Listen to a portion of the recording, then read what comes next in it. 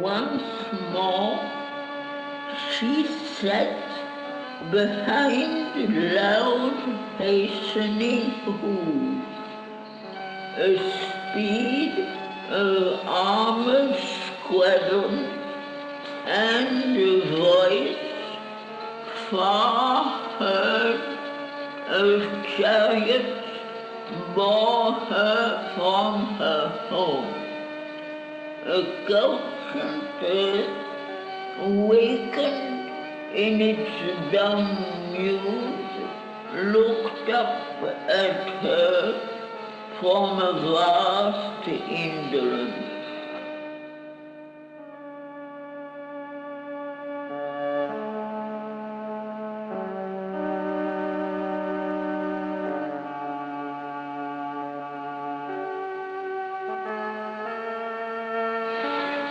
Arrived in that rough-hewn homestead, they gave, questioning no more the strangeness of her fate, their pride and loved one to the great blind king. The regal pillar of fallen mightiness, and the stately care worn woman once a queen, who now hoped nothing for herself from life, but all things only hope for her one child. They parted from her with pain-fraught, burdened heart, helpless against the choice of Savitri's heart. They left her to her rapture and her doom.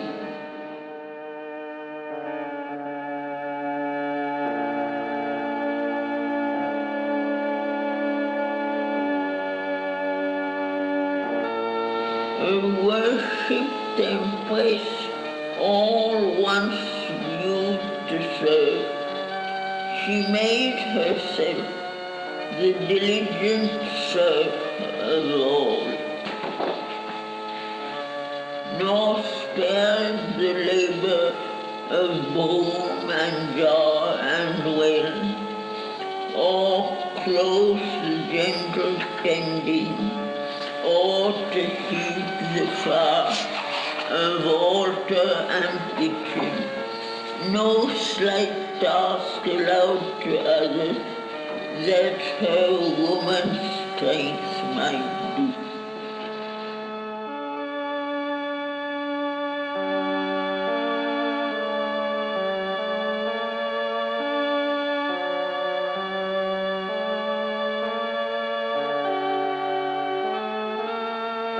But Satyavan sometimes half understood the unplumbed abyss of her deep, passionate want.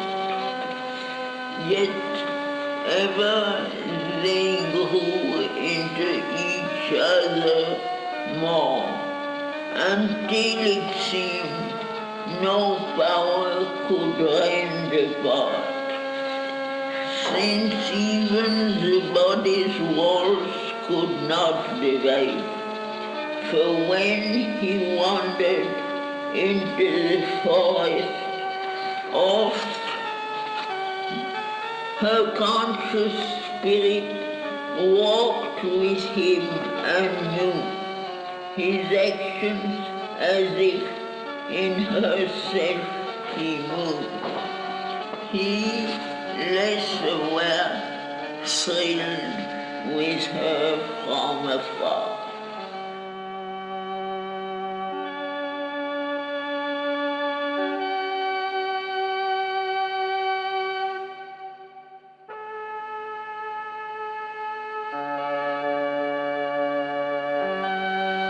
Above her brows, where will and knowledge meet, a mighty voice invaded mortal space.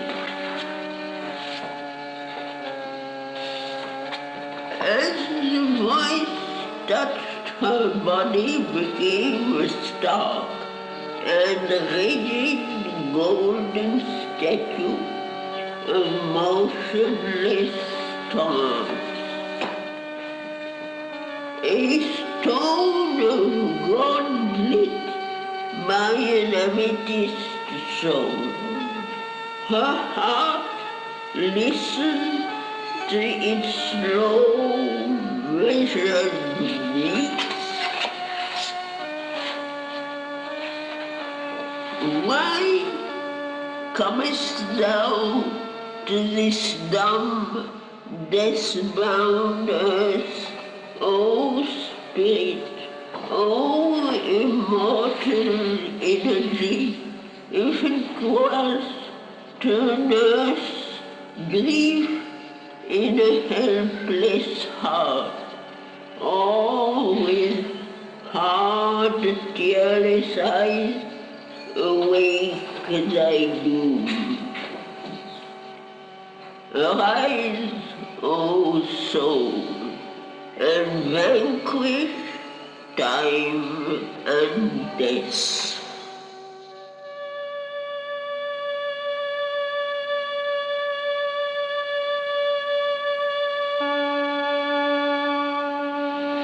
But Savitri's heart replied in the dim night, why should I strive with earth unyielding long, or stave off death's inevitable hour? This surely is best, to pactize with my fate and follow close behind my lover's steps and pass through night from twilight to the sun, across the tenebrous river that divides the adjoining parishes of earth and heaven. The voice replied, is this enough, O Spirit? And what shall thy soul say when it wakes and knows the work was left undone for which it came?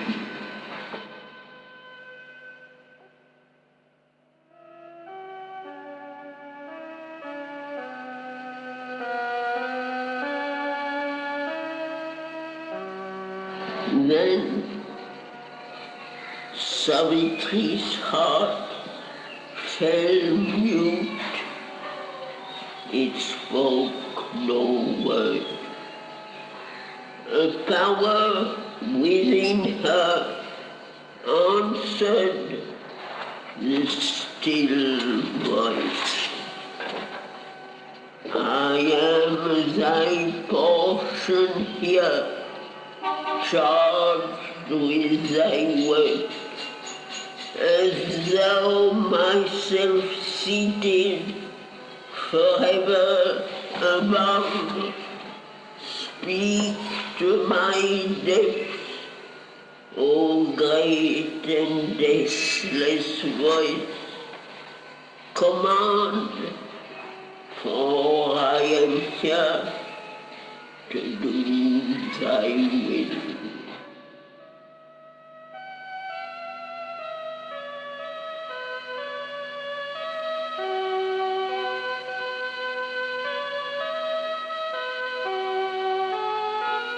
The voice replied, remember why thou camest, find out thy soul, recover thy hid self. In the enormous emptiness of thy mind, thou shalt see the Eternal's body in the world. Know him in every voice heard by thy soul. Then shalt thou harbor my force and conquer death. Then Savitri, by her doomed husband sat, still rigid in her golden motionless pose, a statue of the fire of the inner sun. She looked into herself and sought for her soul.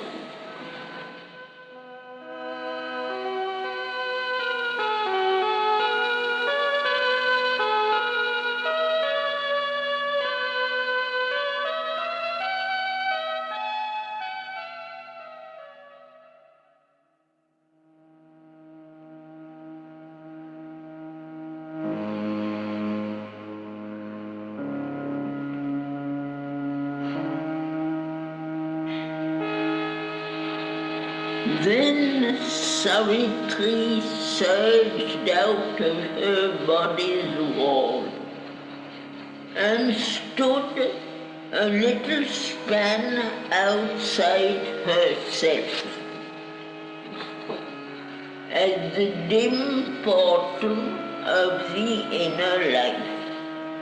A formidable voice cried from within, back, creature of earth, lest tortured and torn thou die. The serpent of the threshold hissing rose, and trolls and gnomes and goblins scowled and stared, and wild beast roarings thrilled the blood with fear.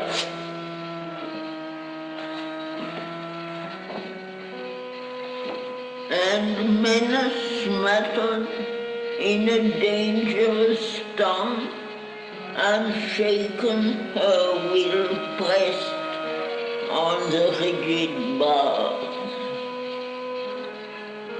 Her being entered into the inner world.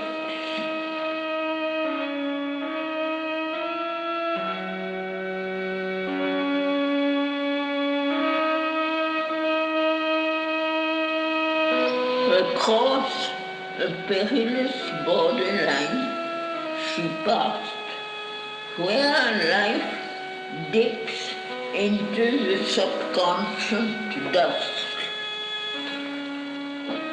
All struggles from matter into chaos of mind, a swarm with demental entities and fluttering shapes of vague half-bodied thought, and crude beginnings of incontinent force.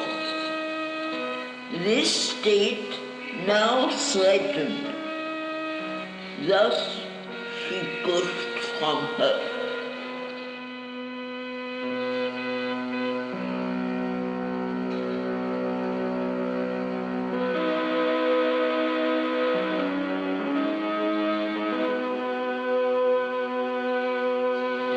Approaching loomed a giant head of life, ungoverned by mind or soul, subconscient vast.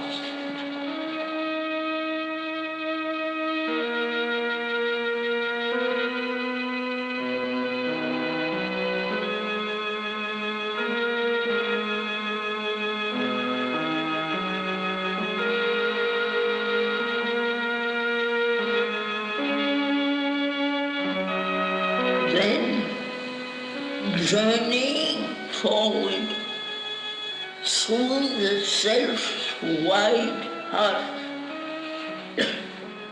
she came into a brilliant, ordered space. There, life dwelt, parked in an armed tranquility. A chain was on her strong and insurgent heart. There one stood forth who bore authority on an important brow and held a rod. His sentences savored the oracle. Traveler or pilgrim of the inner world, O aspirant to the perfect way of life, here find it, rest from search and live at peace.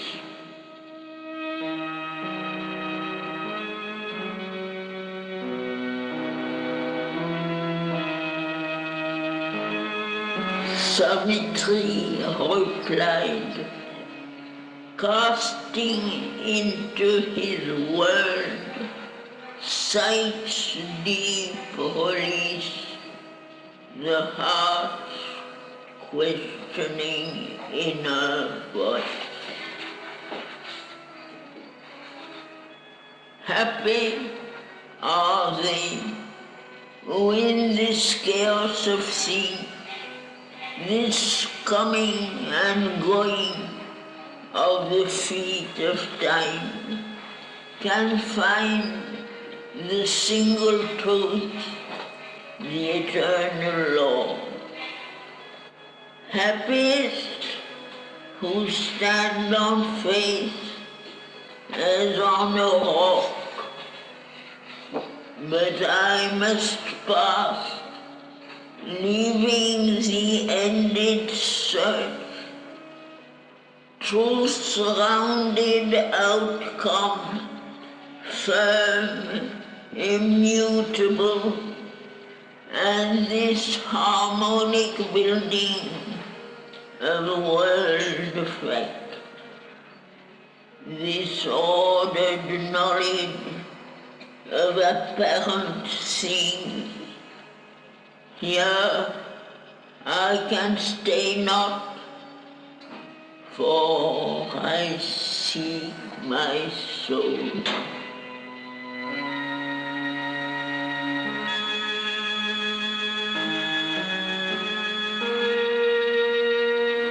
None answered in that bright, contented world, but some murmured passers-by from kindred sphere, each by his credo judged the thoughts he spoke. Who then is this who knows not that the soul is at least grand or a secretion's fall, but others, nay, it is her spirit she seeks. But none has touched its limits or seen its face. Another with mystic and unsatisfied eyes, who loved his slain belief and mourned its death, is there one left who sees far beyond? Can still the path be found? Opens the gate.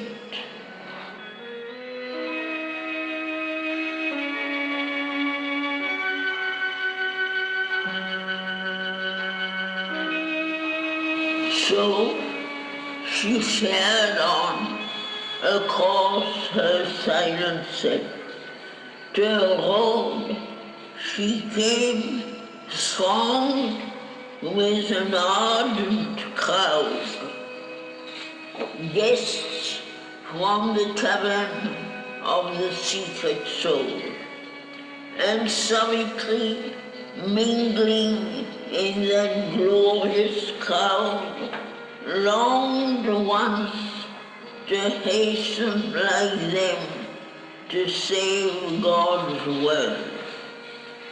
Outstretching her hand to stay the throng, she cried, "O happy company of luminous gods, reveal who know the road that I must take to find the birthplace of the occult fire and the deep mansion of my secret soul."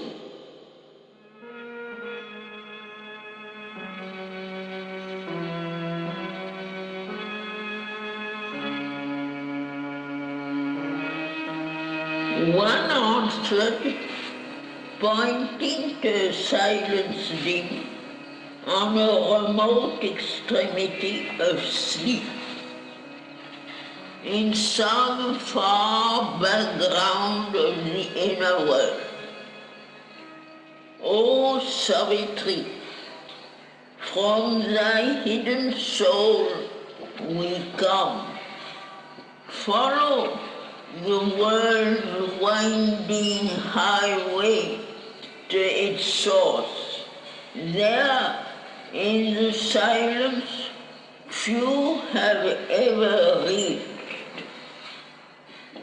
Thou shalt see the fire burning on the bare stone and the deep cavern of thy secret soul.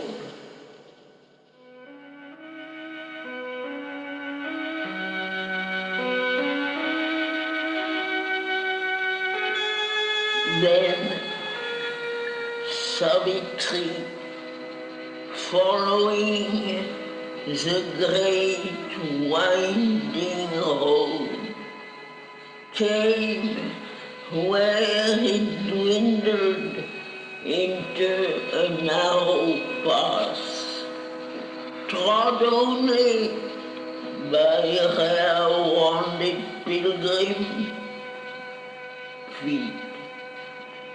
A few bright forms emerged from unknown depths and looked at her with calm, immortal eyes. There was no sound to break the brooding hush. One felt the silent nearness of the soul.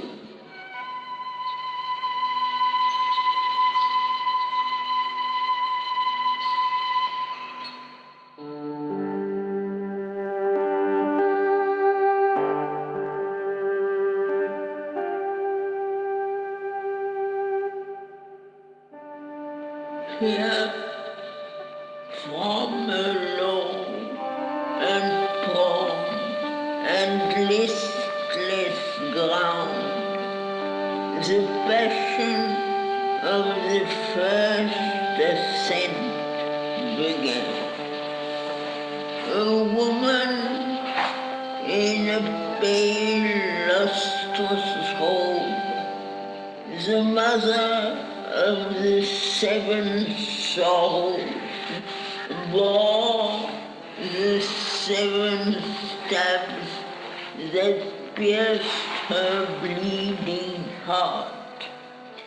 In soft, sweet, training words, slowly she spoke.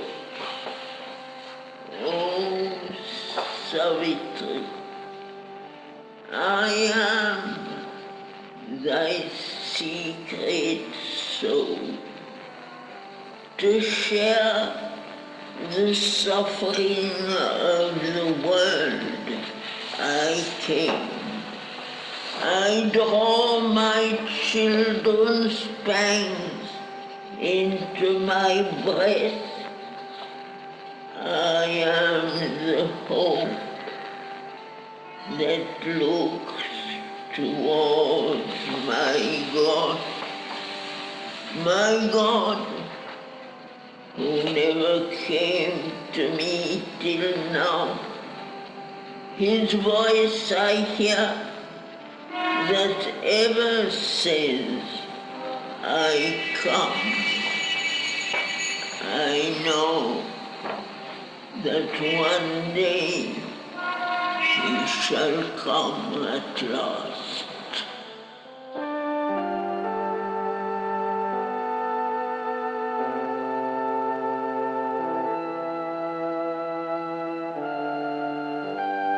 She ceased, and like an echo from below, answering her pathos of divine complaint, a voice of wrath took up the dire refrain. I am the man of sorrows. I am he who is nailed on the white cross of the universe. To enjoy my agony, God built the earth. My passion he has made his drama scene. I am the doer of demoniac deeds. I was made for evil. Evil is my lot. What nature made me, that I must remain.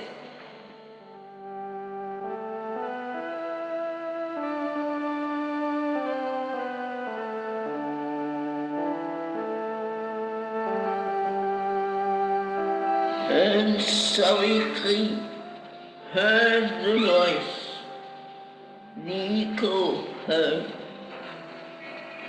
and turning to her being of pity, spoke, Madonna of suffering, Mother of grief divine. Thou art the portion of my soul, put forth to bear the unbearable sorrow of the world. But thine is the power to solace, not to save. One day I will return, a bringer of strength, and make thee drink from the eternal cup.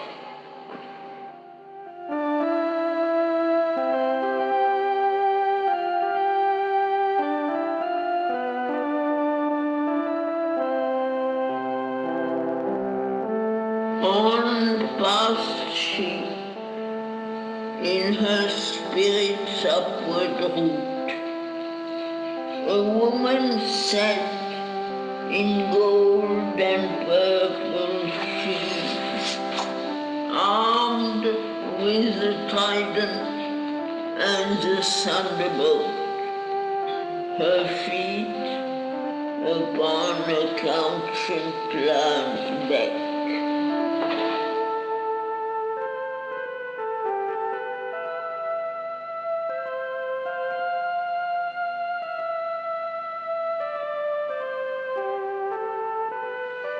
Aspired the harmony of her puissant voice.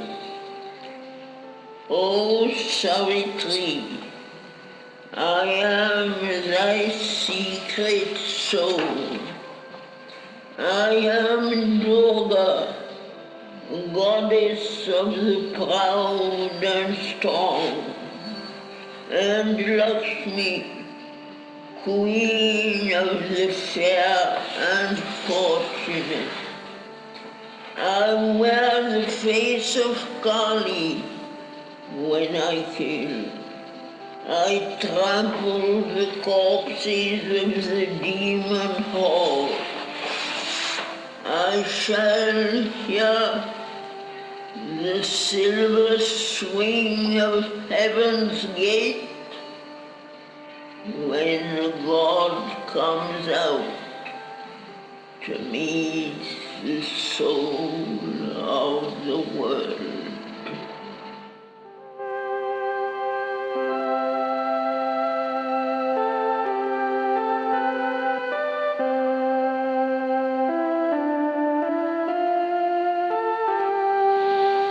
She spoke, and from the lower human world, an answer, a warped eagle, met her speech. The voice rose up and smote some inner thought. I am the heir of the forces of the earth. Slowly I make good my right to my estate. When earth is mastered, I shall conquer heaven. The gods shall be my aids, O menial folk.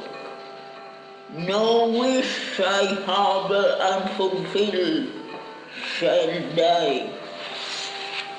Omnipotence and omniscience shall be mine.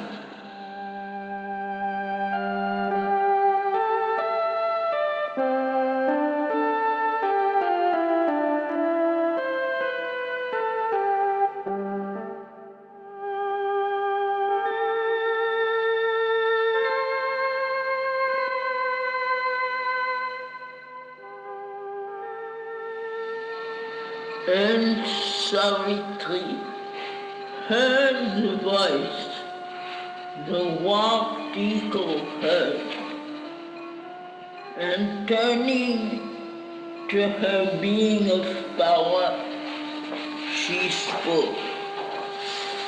Madonna of might, mother of works and force, thou art a portion of my soul put forth. Thou hast given men strength, wisdom thou couldst not give.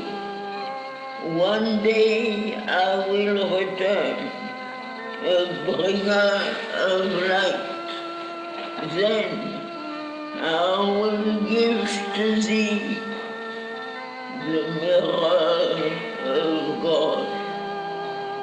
Thou shalt see self and world as by him they are seen. reflected in the bright pool of thy soul.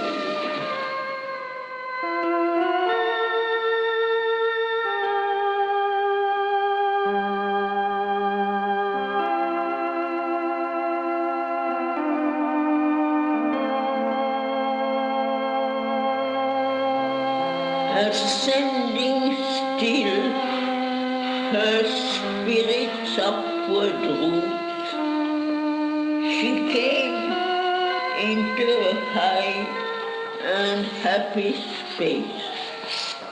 Here, living center of that vision of peace, a woman sat in clear and crystal light. A low music heard became her floating voice. O Savitri, I am thy secret soul. I have come down to the wounded, desolate earth to heal her pangs and lull her heart to rest. I shall save us if earth consents to be saved.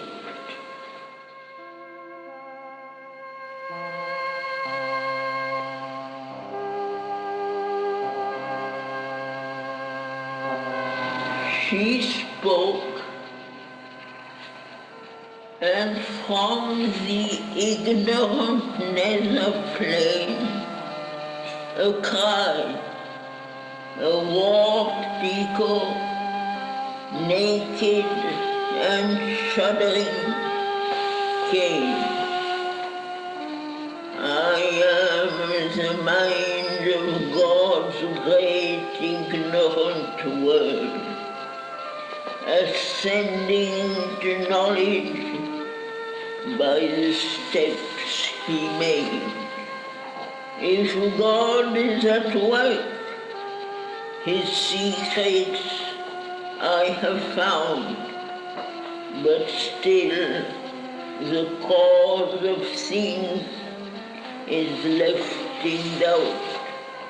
I know not, and perhaps shall never know. Human I am, human let me remain, till in the inconscient I fall dumb and sleep.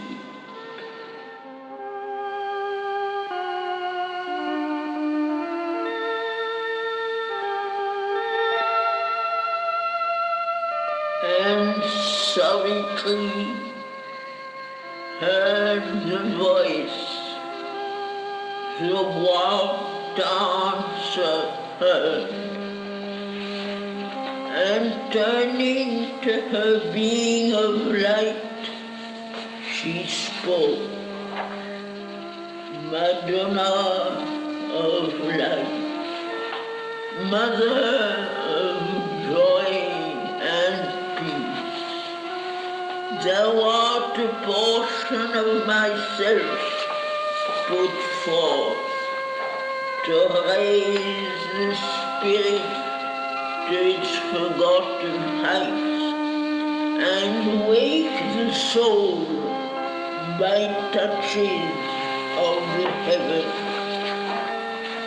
Even if thou rain down intuition's rays, the mind of man will sink its earth's own gleam. His hunger for the eternal thou must nurse, and bring God down into his body and life.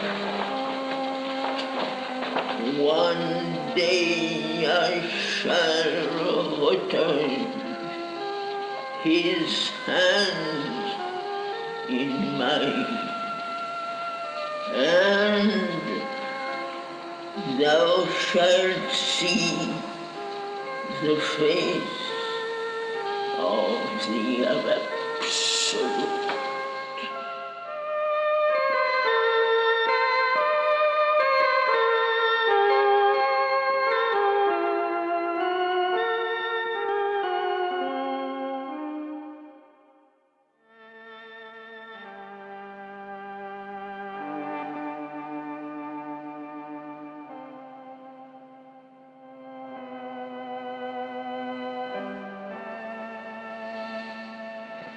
Onward she passed, seeking the soul's mystic cave. At first she stepped into a night of dawn, the face of dawn, out of moon twilight glow. Day came, priest of a sacrifice of joy. Into the worshipping silence of her world, he carried a mortal luster as his robe, trailed heaven like a purple scarf, and wore as his vermilion calf mark a red sun.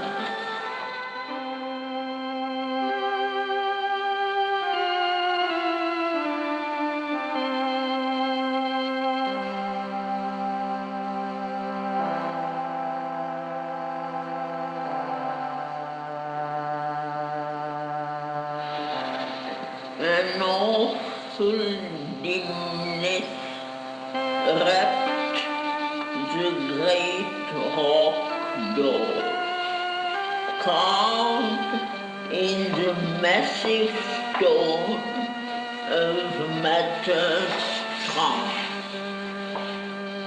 Two golden serpents round the lintel curved, enveloping it with their pure and dreadful strength, looked out with wisdom's deep and luminous eyes.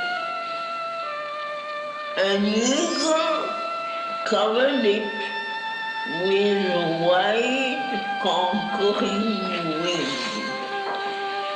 Flames of self-lost immobile reverie, doors crowded the grey musing cornices like sculptured postures of white-bosomed peace.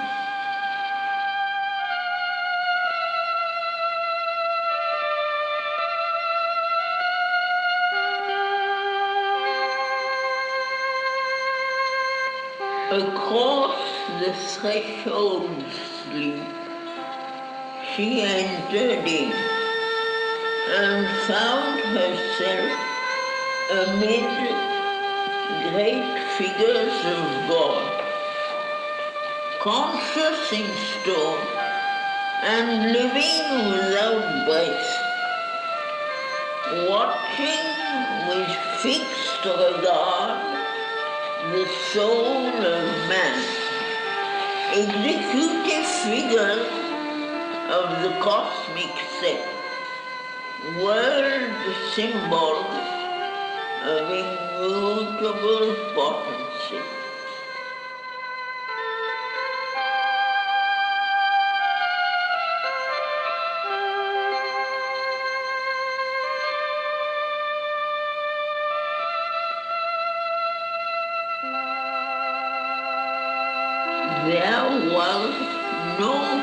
step of breathing men, no sound, only the living nearness of the soul. As thus she passed in that mysterious place, through room and room, through door and rock-room door.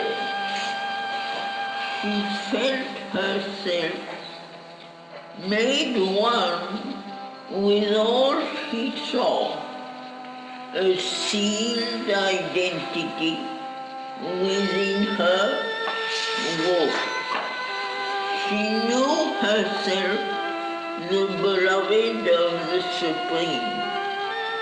These gods and goddesses were he and she, the adorer and adored, self-lost and one.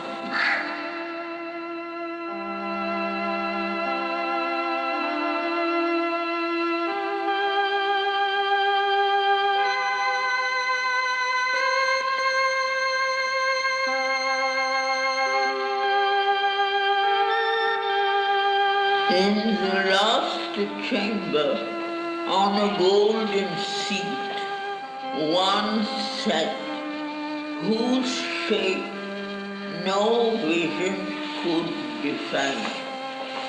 Only one felt the world's unattainable fount, a power of which she was a straying force, an invisible beauty goal of the world's desire, a sun of which all knowledge is deep, a greatness without whom no life could be.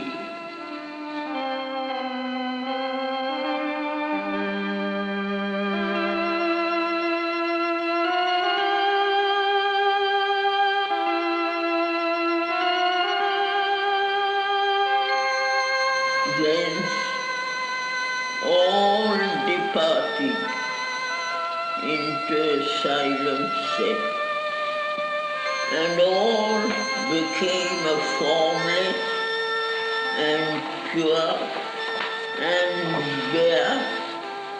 Then through a tunnel dug in the last rock, she came out where there shone a deathless sun. A house was there, all made of flame and light.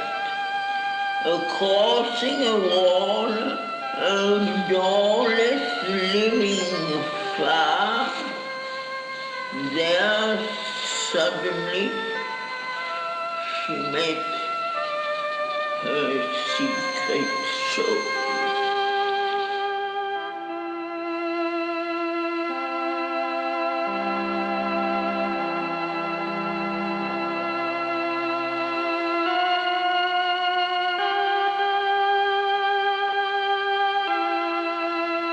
Her being stood immortal, intransient, deathless delight with momentary scenes.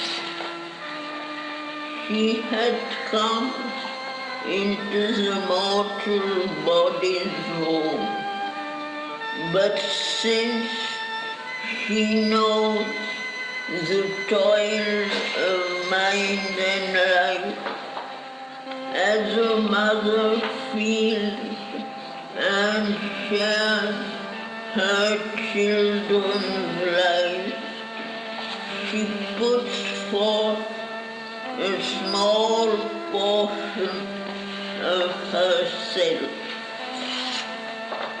a being no bigger than the summer man into a hidden region of the heart to face the pang and to forget the bleed, to share the suffering and endure earth's wounds and labor mid the labor of the stars.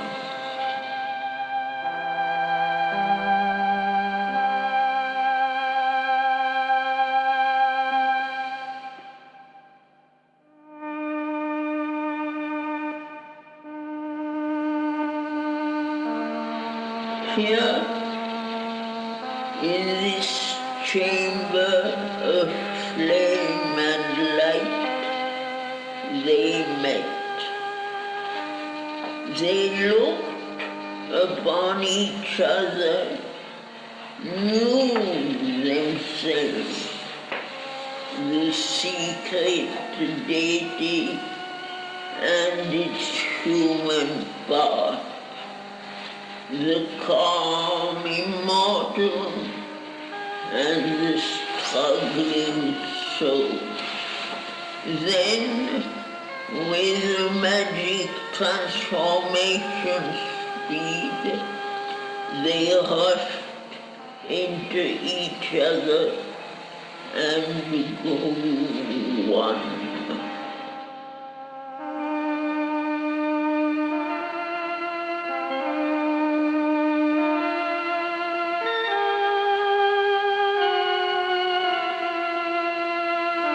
Once more, she was human upon earthly soil.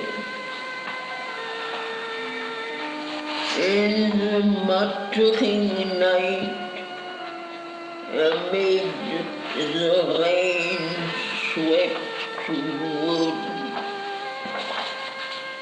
and the rude cottage where she sat in trance. But now the half-opened lotus bud of her heart had bloomed and stood disclosed to the earthly rays in an image shown revealed her secret soul. In its deep lotus home, her being sat as if on concentration's marble seat, calling the mighty mother of the world to make this earthly tenement her house.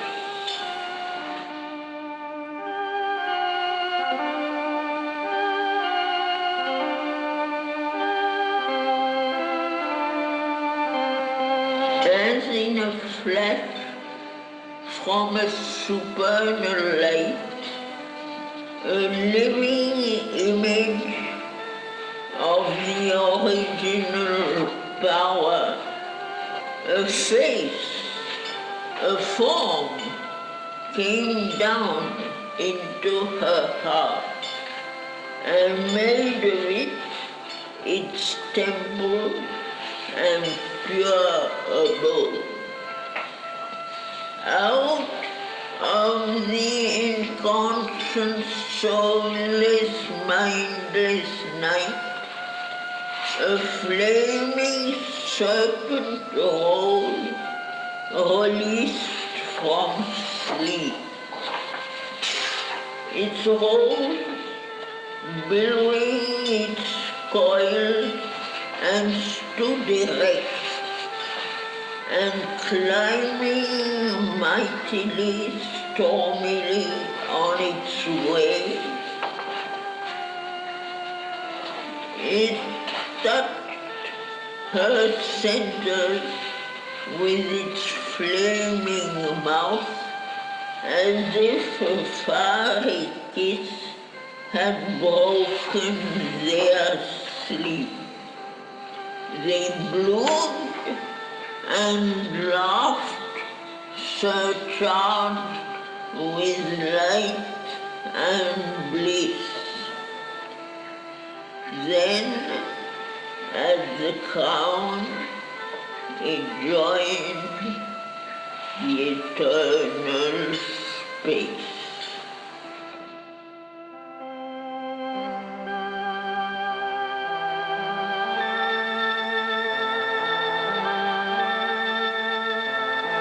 All underwent a high celestial change,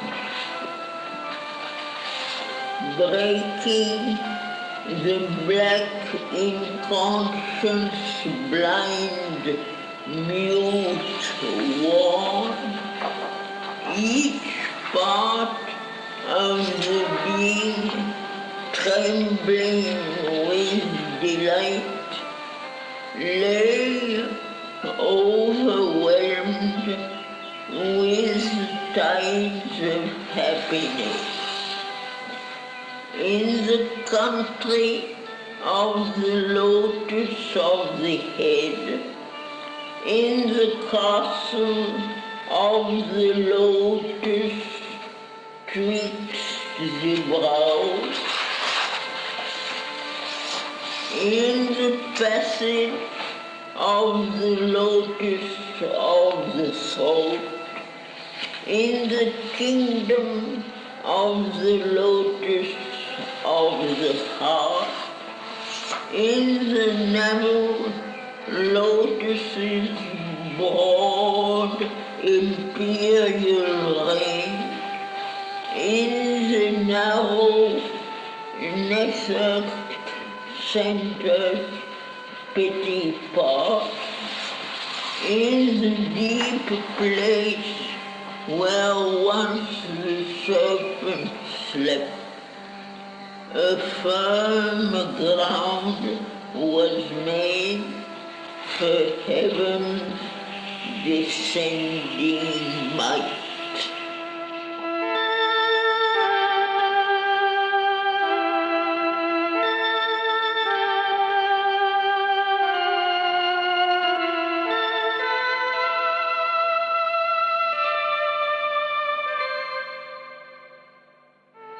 Above the cherished head of Satyavan, she saw not now fate's dark and lethal hold.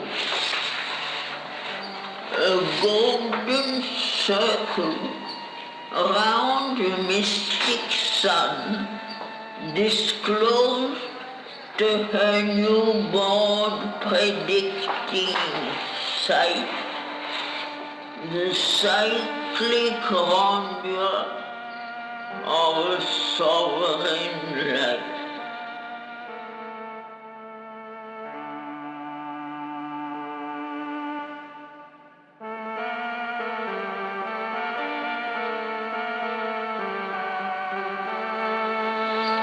Once, as she sat in deep felicitous muse, an abyss yawned suddenly beneath her heart. A formless dread with shapeless, endless wings, filling the universe with its dangerous breath. A denser darkness than the night could bear enveloped the heavens and possessed the earth.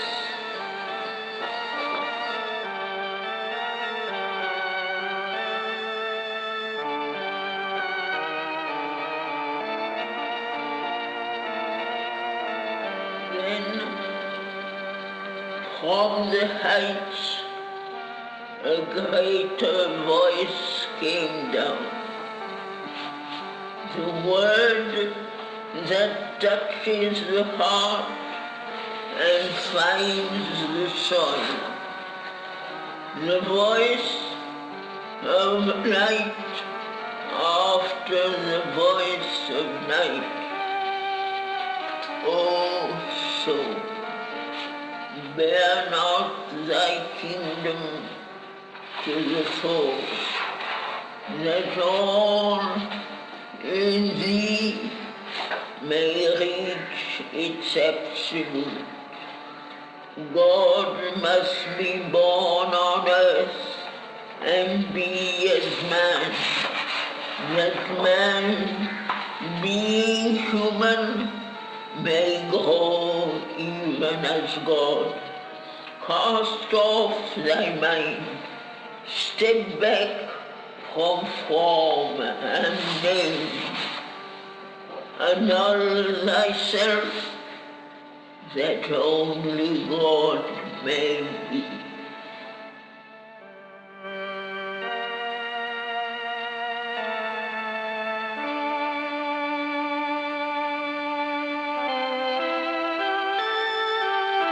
Thus spoke the mighty and uplifting voice, and Savitri heard. She bowed her head and mused, plunging her deep regard into herself, in her soul's privacy, in the silent night.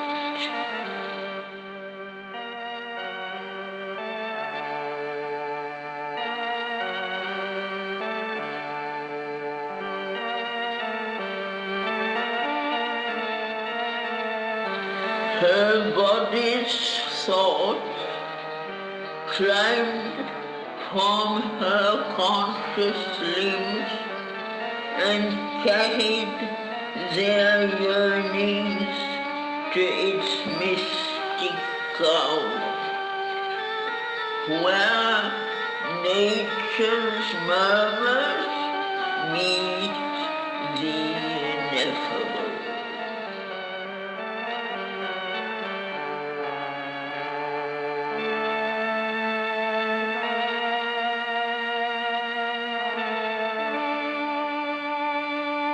Only sometimes small thoughts arose and fell, like quiet waves upon a silent sea, or ripples passing over a lonely pool, when a starry stone disturbs its dreaming rest.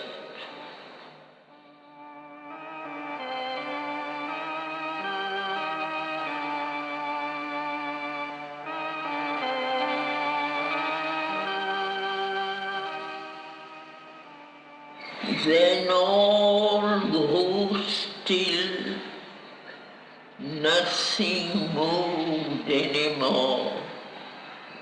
Immobile, self-wrapped, timeless, solitary,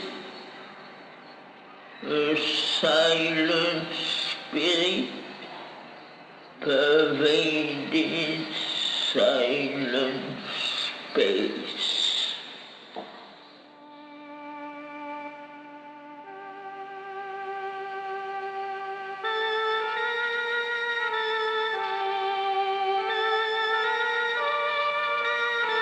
Unutterably effaced, no one annulled, a vanished vestige, like a violet trace, a faint record merely of a self now, but she was a point in the unknowable.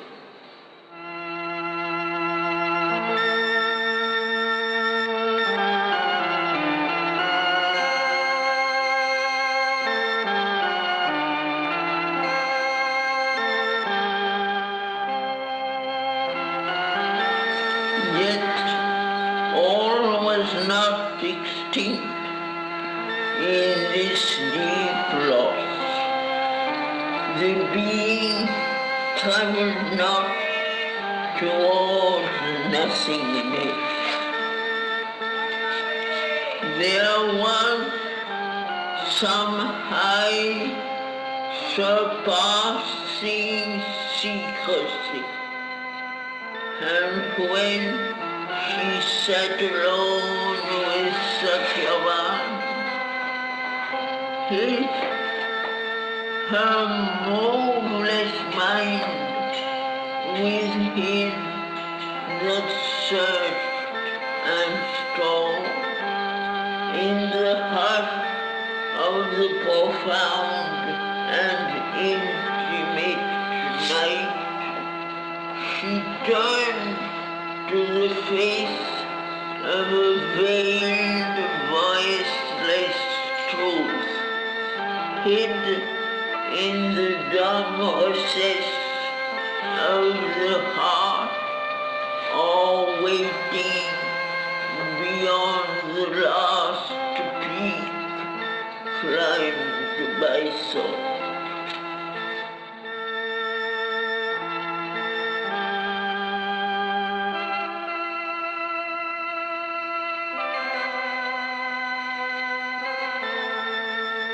But now she sat by sleeping Satyava, awake within, and the enormous night surrounded her with the unknowable vast.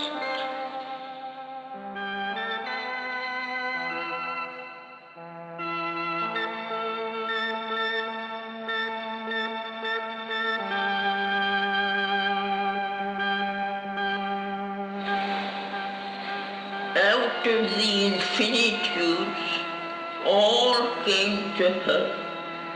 Into the infinitudes, sentient, she sprang. Infinity was her own natural home. Nowhere she dwelt. Her spirit was everywhere. The distant constellations wheeled around her. Earth saw her born. All worlds were her colony. The greater worlds of life and mind were hers. All nature reproduced her in its light. Its movements were large copies of her own. She was the single self of all these selves.